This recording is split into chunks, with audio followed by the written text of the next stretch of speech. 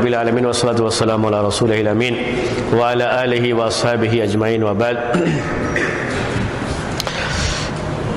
حدیث جو کتاب جامع العلوم والحکم کتاب، اس کے بارے میں جو درس چل رہا ہے ہمارا، اور پہلی حدیث ہم نے انما الاعمال بالنیات پڑھی تھی۔ دوسری حدیث جب شروع کیے ہیں تو جب سے ہم نے حدیث شروع کی ہے تو اس کے بارے میں جب بات شروع ہوئی تو اتنی لمبی ہو گئی ہے کہ ابھی وہی دوسری حدیث چل رہی ہے جسے حدیث جبرائیل کہا جاتا ہے۔ اور میں نے شروع میں اس کی شرح میں آپ کے سامنے یہ بات رکھی تھی کہ اس حدیث کو بعض اہل علم نے ام السنہ کہا ہے، یعنی جس طریقے سے سورہ فاتحہ پورے قرآن کا ایک نچوڑ ہے، سمری یا خلاصہ ہے، ویسے ہی حدیث جبرائیل پورے دین کا ایک نچوڑ ہے ہمارے، اس لحاظ سے اس کی اہمیت ہے۔ اور میں جب اس کی شرح کروں گا تو آپ کے سامنے خود بخود وہ اہمیت واضح ہو جائے گی کیسے یہ پورے دین کا نچوڑ ہے۔ تو اسی کی لحاظ سے میں نے یہ شرح تھوڑی لمبی کر دیا آپ کے سامنے، تاکہ پورا دین اس کی شرح میں آپ کے سامنے آ جائے۔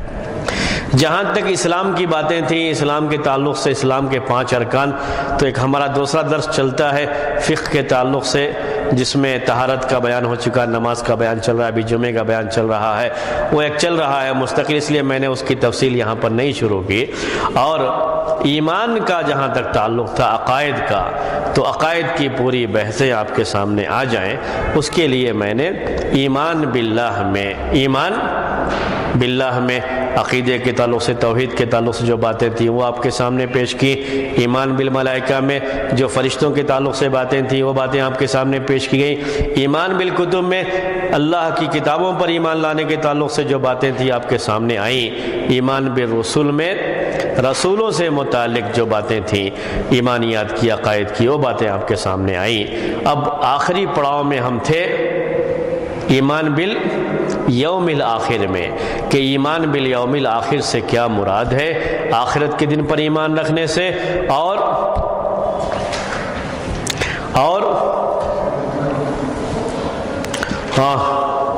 اس کی شروعات کہاں سے ہو جاتی ہے، وہیں سے ہم نے اس ایمان کی بھی شروعات کی تھی، اور یہ کہ یہ ایمان بالغیب سے تعلق رکھتا ہے، اس میں ہماری عقل سے کوئی چیز نہیں کہی جائے گی، جو بات بھی ہم کہیں گے لازمی طور پر وہ بات ثابت ہونی چاہیے قرآن سے یا حدیث سے۔ اسی کے بارے میں بیان کرتے ہوئے میں نے آپ سے کہا کہ الیوم الآخر کیوں کہتے ہیں اس کو الیوم الآخر،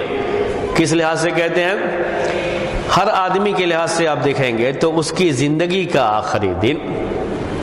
اس کے بعد سے ایک دوسری زندگی شروع ہونے والی ہے، اس کے اوپر ایمان ہوتا ہے۔ اور دنیا کے لحاظ سے کہیں گے تو دنیا کا آخری دن، اس کا ترجمہ انگلش میں کیا کرتے ہیں؟ Last day. کس کا؟ اس دنیا کا یا آخرت کا؟ اردو میں آخرت کا لفظ استعمال ہے، الآخرہ جو لفظ آتا ہے نا، اسی کے لحاظ سے آخرت اس کو کہتے رہتے ہیں۔ اب یہ چیزیں ٹیکنیکل ورڈ کے طور پر ایسا آ گئی ہے بات کہ ذہن میں یہ لفظ بولتے ہی آ جاتا ہے کہ اس سے مراد مرنے کے بعد کی جو زندگی ہے، پوری زندگی، اور جب دوبارہ اٹھائے جائیں گے حساب و کتاب کا ہوگا تو کہیں گے کہ آخرت میں یہ بات یاد آ جائے گی، حالانکہ یہ آخرت کیا ہے؟ یہ دنیا کا ہی لاسٹ ڈے ہے، لیکن ٹیکنیکل ورڈ کے طور پر، یعنی ایک اصطلاح کے طور پر یہ چیز چونکہ ہو گئی ہے تو اس کے لحاظ سے یہ بات بعد کے دور کے لیے بھی کہی جاتی ہے، یہ بات ہے۔ تو اس سلسلے میں ہم نے اسی کے لحاظ سے آپ کے سامنے موت کا تذکرہ آیا، آپ کے سامنے قبر کے عذاب اور قبر کی نعمتوں کے بارے میں تذکرہ آیا، اور باقاعدہ یہ بحثیں عقائد میں شمار کی گئیں، کیونکہ بعض عقل پرست لوگوں نے قبر کے عذاب کا یا قبر کی نعمتوں کا انکار کیا، تو یہ بحثیں عقائد میں شمار کی جاتی ہیں اور عقیدے کی کتابوں میں یہ بحثیں لکھی جاتی ہیں۔ ابھی قبر کی زندگی جسے برزخ کی زندگی کہا جاتا ہے، بیچ کی زندگی، قبر میں ہونا کوئی ضروری نہیں ہے۔ اب اس کے بعد اس میں جو بھی فتنہ ہے، جو آزمائش ہے، یا قبر کا جو عذاب ہے، جو نعمت ہے، یہ سلسلہ چلتا رہے گا یہاں تک کہ دنیا ختم ہو جائے۔ دنیا کے خاتمے یا دنیا کے خاتمے کی قیامت کے جو قریب کی چیزیں ہیں یہ خود بھی عقائد کی بحث میں آتی ہیں، لیکن چونکہ حدیث جبرائیل میں قیامت کی علامتوں کے بارے میں آگے سوال موجود ہے، اس لیے وہ بحث میں آپ کے سامنے نہیں پیش کر رہا ہوں۔ قیامت کے تعلق سے قیامت کے قریب کی جو بڑی بڑی علامتیں ہیں وہ عقائد میں شمار ہے، جیسے دجال کا نکلنا، مسیح کا ظاہر ہونا، اور جو ہے ان کا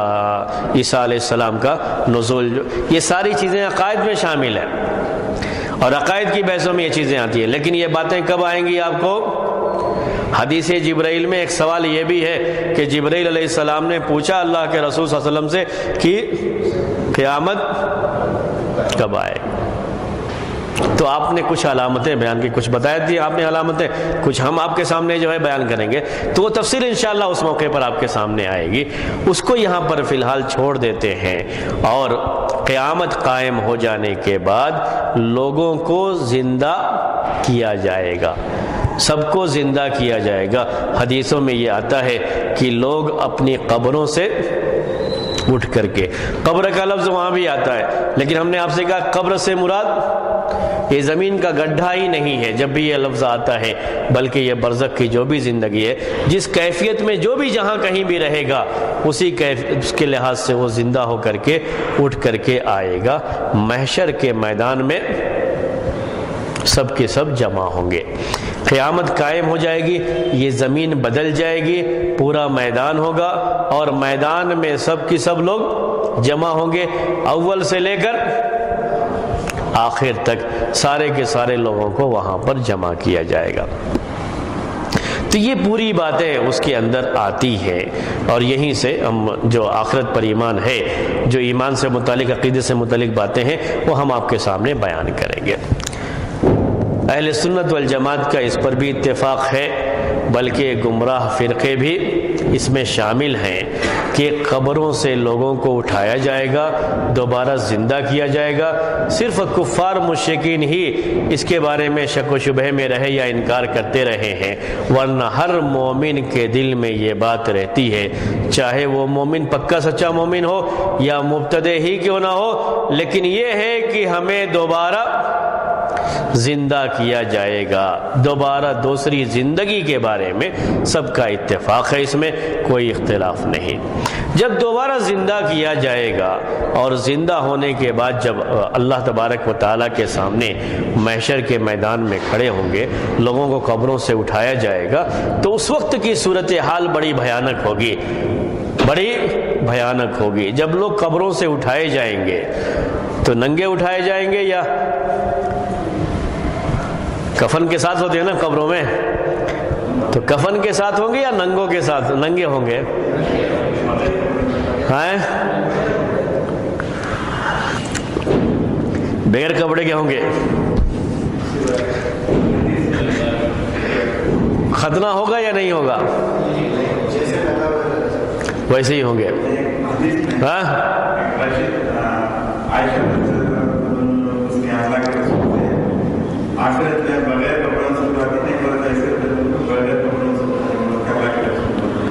جی ہاں، جب اللہ کے رسول صلی اللہ علیہ وسلم نے یہ بات فرمائی کہ لوگوں کو زندہ کیا جائے گا، تو لوگ اپنی قبروں سے ایسے ہی ننگے اور بغیر ختنہ کے،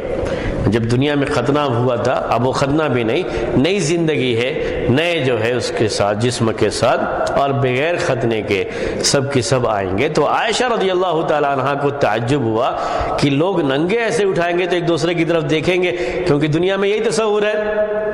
کہ ایک دوسرے کی طرف دیکھیں گے، پھر شرمگاہ کو دیکھیں گے۔ تو اللہ کے رسول صلی اللہ علیہ وسلم نے کہا کہ صورتحال اس وقت اتنی پریشان کن ہوگی کہ کسی کو کسی کی طرف دیکھنے کی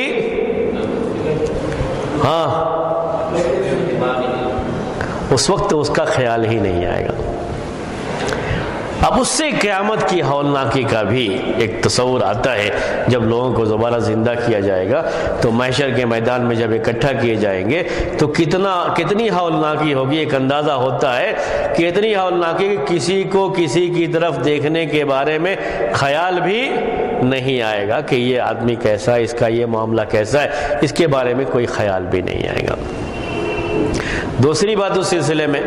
تو خیال نہ آنے کے تعلق سے دوسرے یہ ہے کہ آدمی اگر اپنے کسی رشتہ دار کو دیکھ بھی لے تو اس سے بھاگے گا. یوم یفر المرء، قرآن میں اس کا بیان کیا گیا. اپنے جو بالکل قریبی رشتہ دار ہیں اگر نگاہ بھی پڑے تو وہاں ملنے کی خواہش کے بجائے ایک دوسرے سے بھاگتے ہوئے پھریں گے. یہ شکل ہوگی اور کوئی کسی کو پوچھنے والا نہیں ہوگا. ایسی صورتحال ہوگی اور ایسی صورتحال میں لوگ اپنے عمل کے لحاظ سے پسینے میں ہوں گے. اپنے عمل کے لحاظ سے پسینے میں ہوں گے. کسی کا پسینہ اس کے ٹخنے تک ہے، کسی کا گھٹنے تک ہے، کسی کا اس کے اوپر ہے، کسی کا بالکل جو ہے اوپر، کوئی پسینے میں بالکل ڈوبا ہوا ہے اپنے اپنے عمل کے لحاظ سے. یعنی اتنے پریشان بھی لوگ ہوں گے، لیکن پریشانیوں میں بھی درجات لوگوں کے الگ الگ ہوں گے. جن کے عمل اچھے ہوں گے ان کی پریشانی کم ہوگی، جن کے عمل اچھے نہیں ہوں گے ان کی پریشانی بہت زیادہ ہوگی. تو یہ فرق تو ہے کہ پریشانی میں کمی زیادتی ہوگی، لیکن پریشان سب ہوں گے. انتہائی پریشانی کے عالم میں سب کو یہ خواہش ہوگی کہ اللہ تبارک و تعالی سے درخواست کی جائے کہ حساب و کتاب شروع ہو. یہ محشر کا میدان ہوگا جو انتہائی پریشان کن میدان، انتہائی پریشانی والی بات وہاں پر رہے گی. یہاں یہ بات بھی ہمیں ذہن میں رکھنی چاہیے. کبھی کبھی لوگ مذاق میں ایسے کہتے رہتے ہیں، حالانکہ یہ باتیں مذاق کی نہیں ہیں.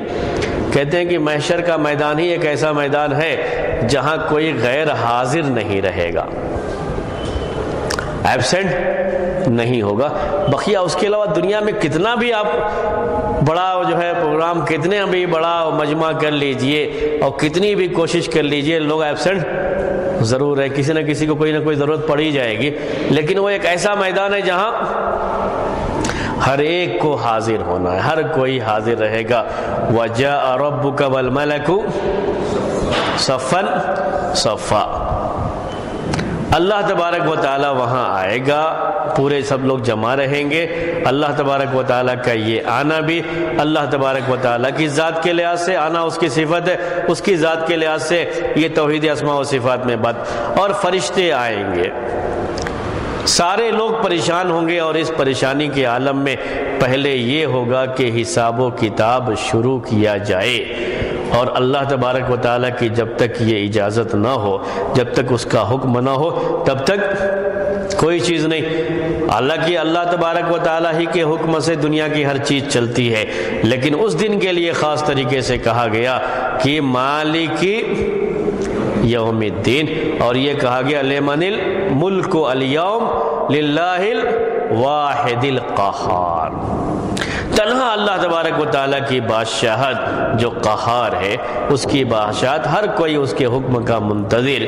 اس پریشانی کے عالم میں لوگ آدم علیہ السلام کے پاس جائیں گے اور آدم علیہ السلام سے کہیں گے کہ آپ ہمارے باپ ہیں، پوری نسل انسانی کی شروعات آپ سے ہوئی ہے، آپ اللہ تبارک و تعالیٰ سے سفارش کر دیجئے. آپ پہلے انسان ہیں، اللہ تعالیٰ نے آپ کو اپنے ہاتھ سے بنایا ہے. سب کچھ کہیں گے ان کو، چلیے آپ سفارش کر دیجئے. لیکن آدم علیہ السلام کا یہ کہنا ہوگا کہ آج ہمارا رب بہت غصے میں ہے، بہت ہی غضبناک ہے. اتنا غصہ، اتنا غضب کبھی نہیں رہا ہے، اس لیے میری ہمت نہیں ہوتی ہے. مجھ سے ایک مرتبہ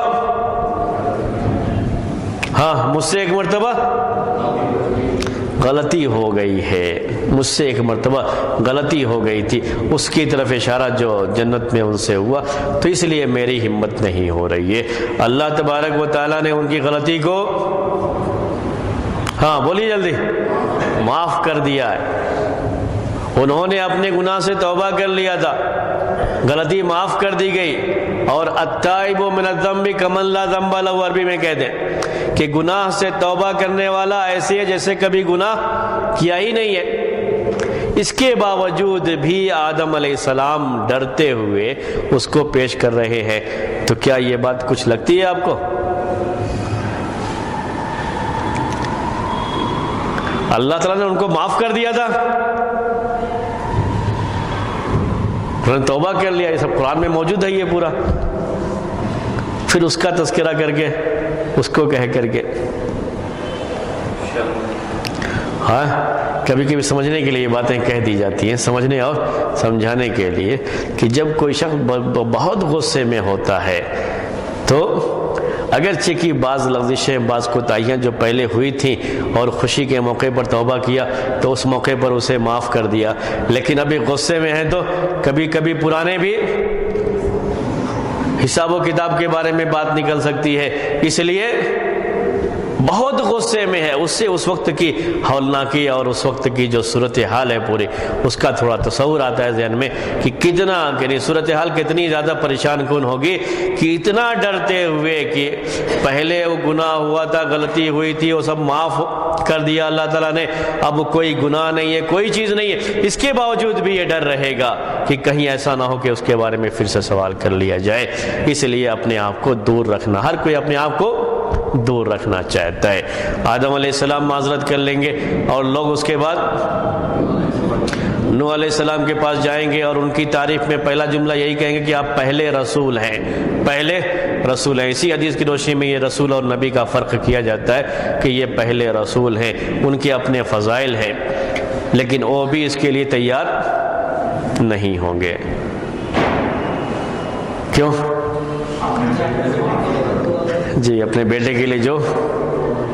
ان کی خواہش تھی کہ اس کو جو ہے موقع دیا جائے یا معاف کیا جائے، جو بیٹے کے تعلق سے بیٹا مشرک تھا اور مشرک کے لیے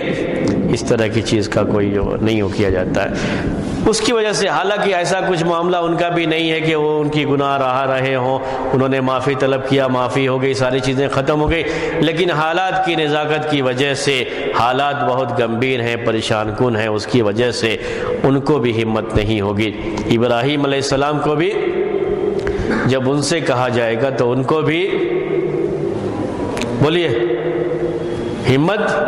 نہیں ہوگی، اور اولو العزم رسولوں میں سے ایک رسول ہیں جن کو اللہ تعالیٰ نے ایک امت قرار دیا ہے، اور اس میں کوئی شبہ نہیں ہے کہ سارے انبیاء ان کے بعد انہی کی نسل سے آئے ہوئے ہیں، انہی کے دو بیٹوں کی نسل سے۔ اس سب کے باوجود بھی وہ معذرت کرتے ہوئے کہہ لیں گے کہ میں نے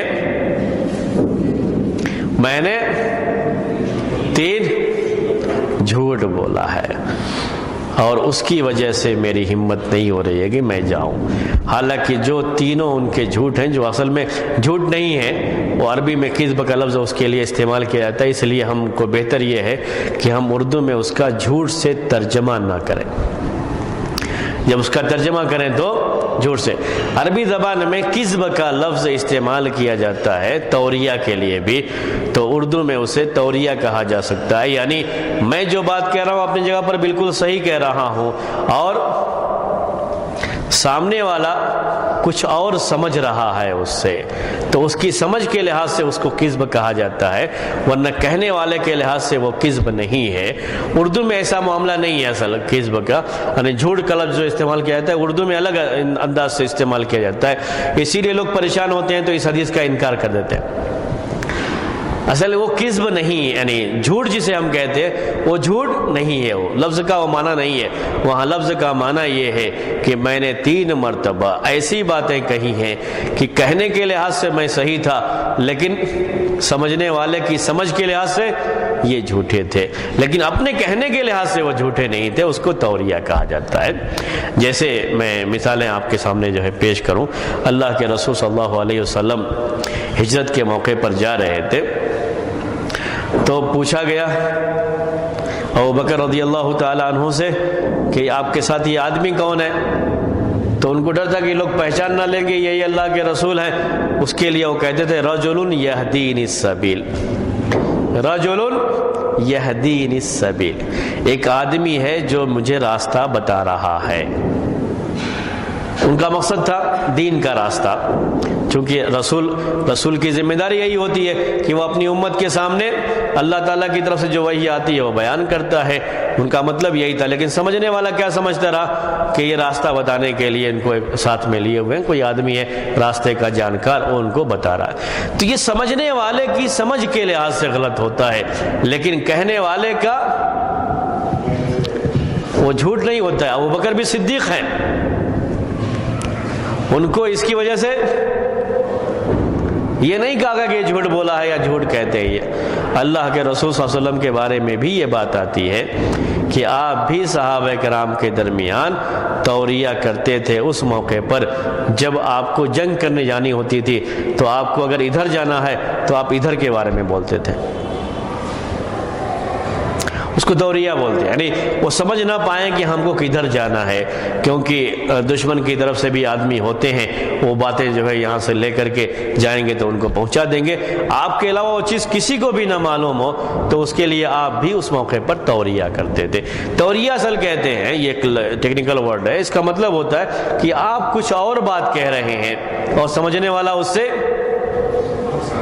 کچھ اور سمجھ رہا ہے. آپ اپنے کہنے کے لحاظ سے صحیح ہیں لیکن سمجھنے والے کی سمجھ کے لحاظ سے وہ صحیح نہیں ہے, وہ جھوٹے ہوتے ہیں آپ اس کے لحاظ سے. یہ صرف اس کے اندر بات ہوتی ہے. جیسے اب یہ فجر کی نماز پڑھی ہے, فجر کی نماز پڑھے ہو, پوچھنے والے کا مقصد کیا ہوتا ہے, آج فجر کی نماز پڑھی یا نہیں پڑھی ہے.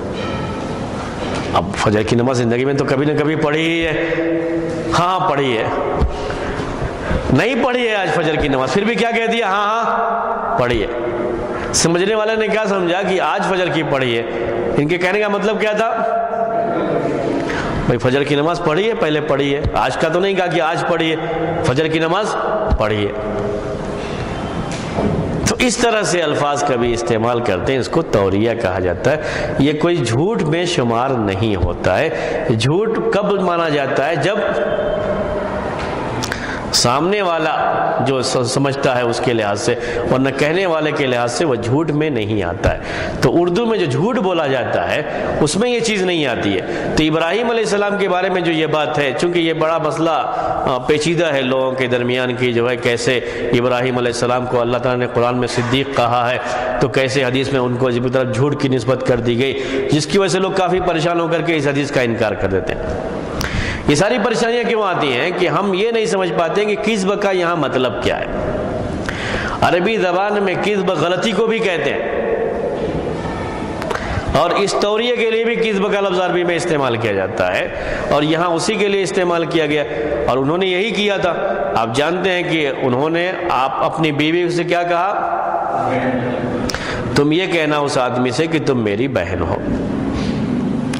اور ہم کس لحاظ سے بہن بھائی ہیں, ایمان کے لحاظ سے بہن بھائی ہیں. تو تم یہ کہنا کہ جو ہے ہم جو ہے بہن بھائی ہیں, اور یہ ایمان کے لحاظ سے, ان کے کہنے کا مطلب ایمان کے لحاظ سے, اور سمجھنے والا سمجھے گا کہ نسب کے لحاظ سے. تو اس کی سمجھ کے لحاظ سے وہ بات ہوگی. ان کی اپنی بات جس لحاظ سے یہ کہہ رہے ہیں وہ اپنی جگہ پر صحیح ہے, کوئی اس میں حرج نہیں ہے. جب یہ بات کہی گئی, قرآن میں یہ بات ہے کہ جب وہ جا رہے تھے لوگ میلے کے اندر, اس وقت ان سے پوچھا کہ بھائی آپ چلو, تو انہوں نے کہا کہ میں بیمار ہوں. میں بیمار ہوں, انہوں نے کس لحاظ سے کہا,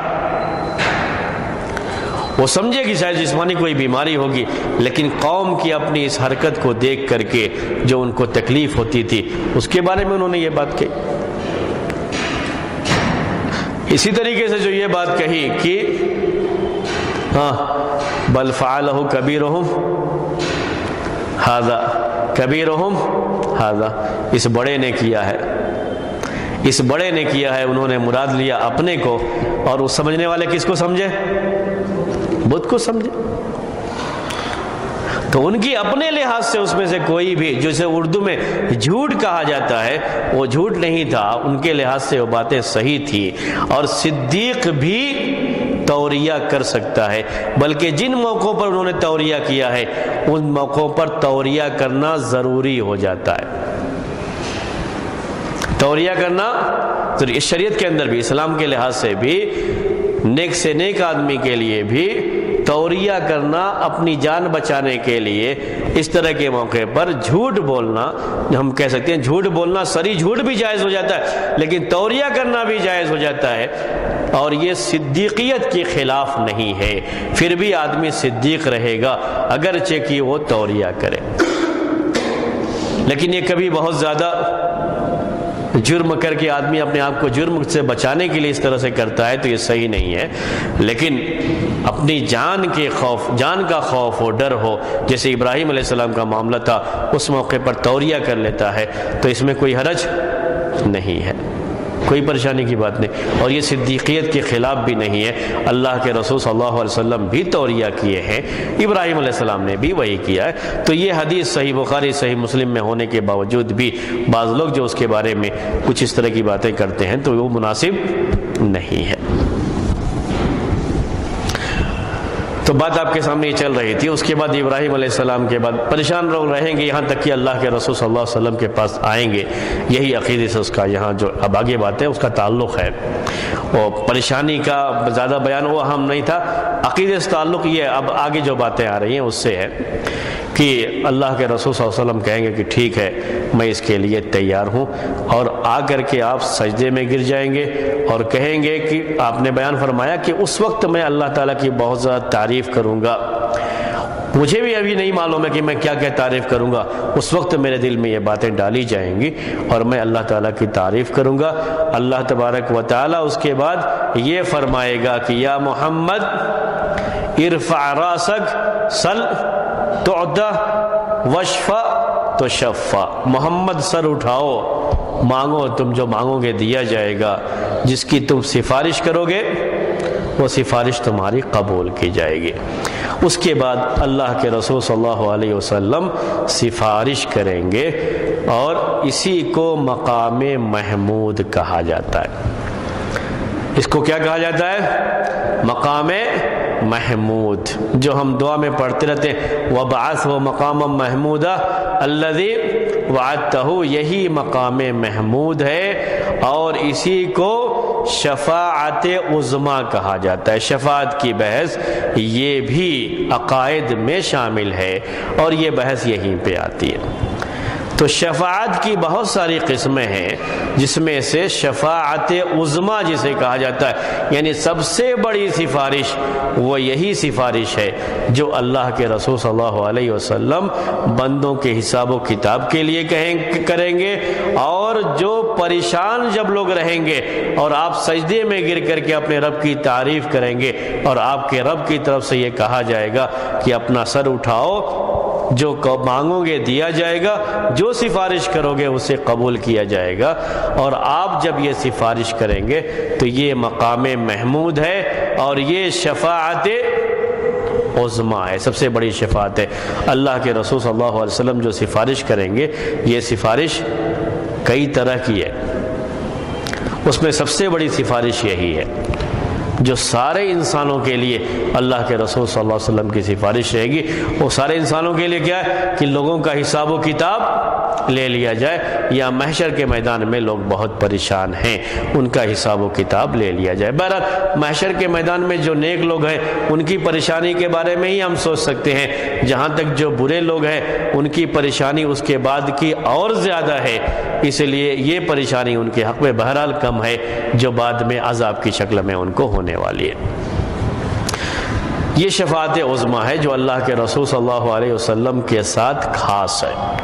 آپ کے ساتھ خاص ہے۔ یہ شفاعت کی وہ قسم ہے جو اللہ کے رسول صلی اللہ علیہ وسلم کے ساتھ ہے، اس میں آپ کے ساتھ کوئی شریک نہیں ہے، تنہا آپ کو یہ سفارش کرنے کا حق دیا جائے گا، اور یہ سب ان دلائل میں سے ہیں جو آپ کے سب سے افضل ہونے کے بارے میں بیان کیے جاتے ہیں کہ یہ سفارش تنہا آپ کا حق ہے، کوئی اس میں آپ کے ساتھ شریک نہیں۔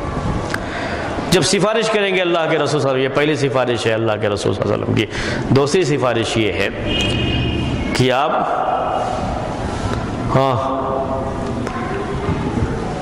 جب لوگ حساب و کتاب ہوگا تو جنتیوں کو جنت میں داخل کرنے کی سفارش کریں گے، ان کو جنت میں داخلہ دے دیا جائے۔ یہ بھی ایک عام شفاعت آپ کی عام سفارش ہے۔ اس کے بعد جو لوگ آپ کی امت میں جہنم میں جائیں گے، گناہگار ہیں اور جہنم میں چلے جائیں گے، لیکن وہ توحید پر تھے، کلمہ لا الہ الا اللہ کا صحیح طریقے سے اقرار کرتے تھے، لیکن اپنے کسی گناہ کی وجہ سے وہ جہنم میں گئے ہیں، تو ان کے گناہوں سے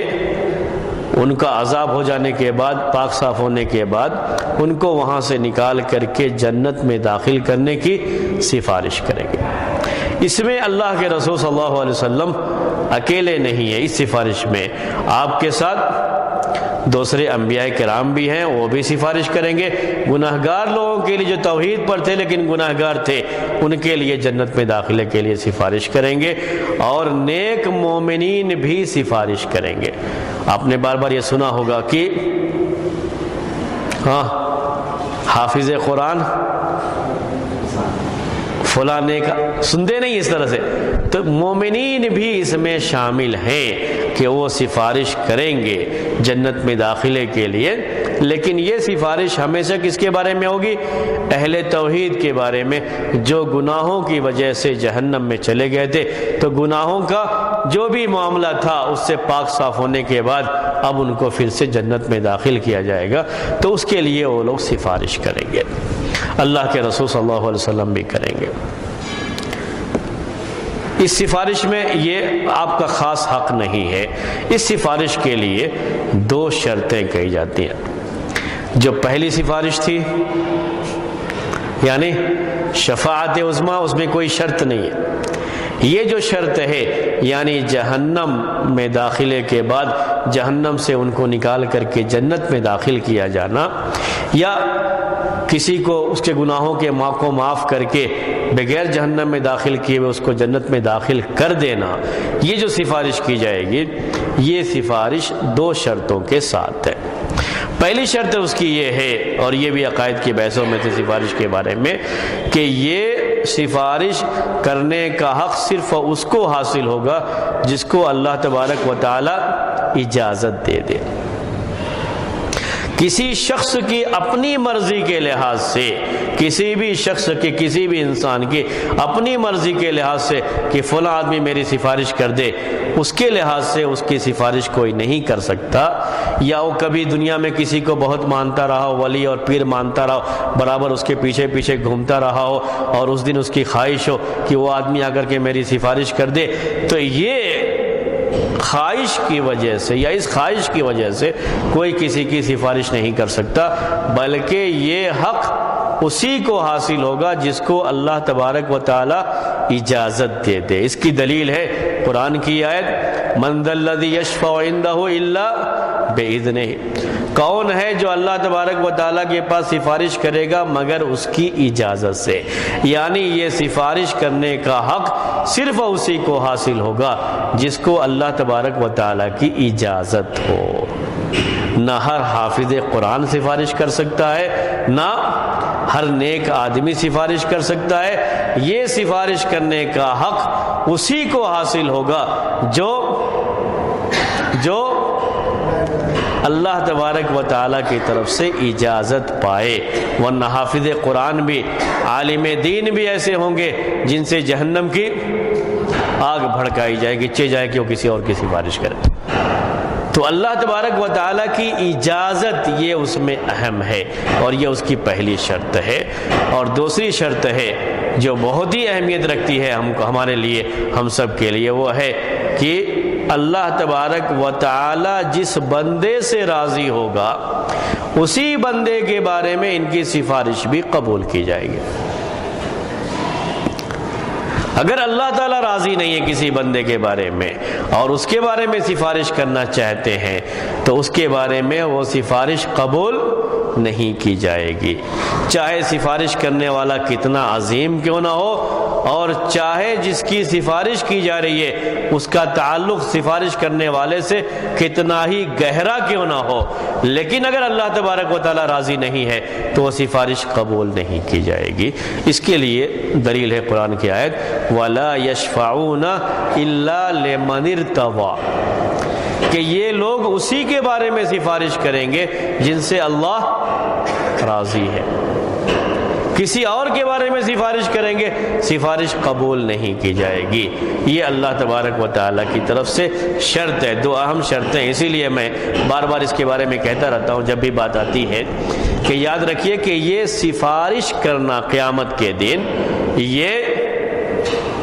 سفارش کرنے والوں کے لیے ایک اعزاز ہے، ایک ان کا ایک اونچا مقام ہے کہ ان کو اللہ تعالیٰ نے سفارش کرنے کا یہ حق دیا ہے، ورنہ جب تک اللہ تعالیٰ کی مرضی نہیں ہوگی کسی کے لیے معافی نہیں ہے، کسی کے لیے جنت نہیں ہے۔ اللہ تعالیٰ کی رضامندی ضروری ہے اور سفارش کرنے والوں کے لیے اجازت ضروری ہے، دونوں چیزیں ہیں۔ اللہ تعالیٰ کسی بندے سے خوش نہیں ہے، وہ بیٹا حافظ قرآن ہو کر کے بھی اپنے باپ کو بولیے سفارش کے ذریعے سے بچا نہیں سکتا۔ اس لیے جیسے بہت سے لوگ یہ سوچ کر کے بیٹھ گئے ہیں کہ ہم بچے کو حافظ بنا دیں گے تو ہمارا بیڑا پار ہو جائے گا، ہم چاہے کتنے بھی گناہ کرتے رہیں گے، یہ سب غلط تصور لوگوں نے پال کے رکھا ہے، کیونکہ یہ سفارش کا حق بھی کس کو ملے گا؟ جس کو اجازت ہو، اور اسی کے حق میں سفارش کا حق ملے گا جس سے اللہ راضی ہو۔ پہلے بندے کو کوشش یہ کرنی ہے کہ اللہ مجھ سے راضی ہو، جب تک اللہ تعالیٰ راضی نہیں ہوگا کوئی سفارش نہیں کر سکتا۔ ابراہیم علیہ السلام اپنے باپ کی سفارش نہیں کر سکتے، اپنے باپ کو جنت میں داخلے کا سفارش کر کے وہ جو ہے سبب نہیں بن سکتے، وہ باپ ہیں ان کے۔ ایک بیٹا جو العزم رسولوں میں سے اور ایک امت ہے جس کے بارے میں اللہ تبارک و تعالیٰ نے اتنا کچھ قرآن میں کہا، بڑی اہمیت ان کی ہے، اس کے باوجود بھی اللہ چونکہ ان کے باپ سے راضی نہیں ہے اس لیے وہ سفارش نہیں کر سکتے ان کے بارے میں۔ نوح علیہ السلام اپنے بیٹے کو نہیں کر سکتے، اللہ کے رسول صلی اللہ علیہ وسلم اپنے چچا کے لیے ابو طالب، ان کے لیے خواہش کے باوجود بھی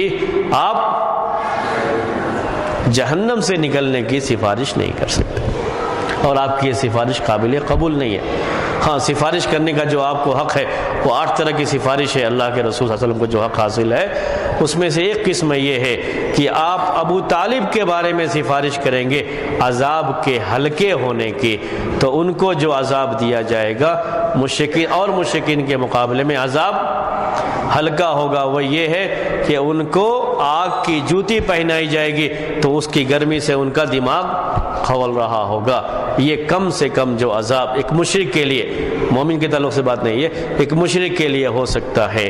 وہ عذاب ان کو ملے گا۔ عذاب ہلکا ضرور کیا جائے گا لیکن جہنم سے آزادی ان کو نہیں مل سکتی۔ حالانکہ اللہ کے رسول صلی اللہ علیہ وسلم انسانوں میں سب سے افضل، آپ کی سفارش سب سے اونچی سفارش ہے، اس کے باوجود بھی آپ اپنے چچا کے لیے، آپ سے پوچھا گیا کہ آپ کے چچا نے آپ کو اتنا فائدہ پہنچایا دنیا میں، آپ اپنے چچا کے لیے کیا فائدہ پہنچا سکتے ہیں کل قیامت کے دن؟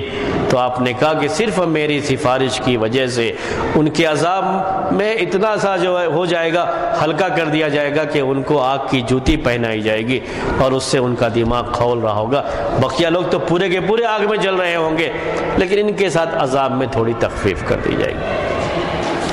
تو یہ ساری باتیں ہیں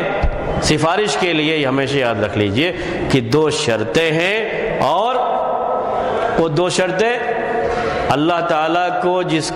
کو اللہ تعالیٰ اجازت دے گا وہی سفارش کر سکتا ہے، اور جس کے حق میں اجازت دے گا اسی کے حق میں سفارش کر سکتا ہے، اپنی طرف سے جس کو چاہے سفارش کر کے معاف نہیں کرا سکتا ہے۔ جس سے اللہ تعالیٰ راضی ہے اسی کے حق میں سفارش قبول کی جائے گی۔ اس لیے ہر انسان کی ذمہ داری خود یہ ہوتی ہے کہ خود اللہ کو